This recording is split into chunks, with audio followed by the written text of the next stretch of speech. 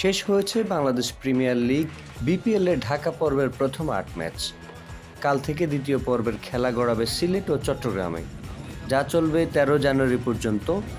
সেখানে ১২টি করে মোট ২৪টি ম্যাচ হবে, যা চলবে আগামী ১৩ জানুয়ারি পর্যন্ত।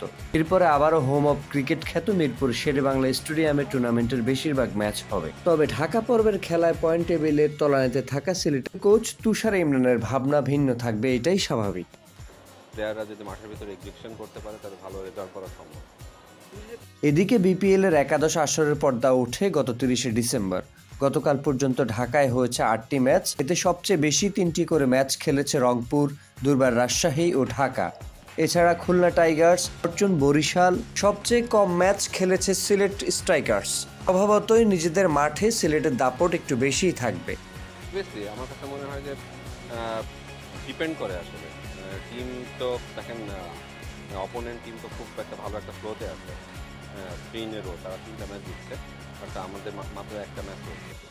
সো এই উইকেটে যদি আমাদের প্লেয়াররা ডেলিভার করতে পারে, লাইক ব্যাটসম্যানরা, যেহেতু ব্যাটিং ইউনিটটা। পর্বের খেলা নিয়ে পুরো দলটির খেলোয়াড়দের মধ্যে অনুশীলনে সিরিয়াসনেস দেখা গিয়ে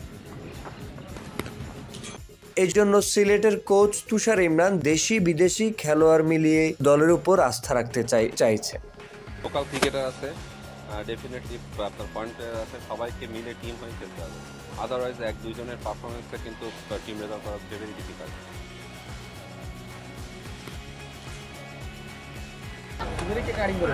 সিলেটে কে খাবো একসাথে।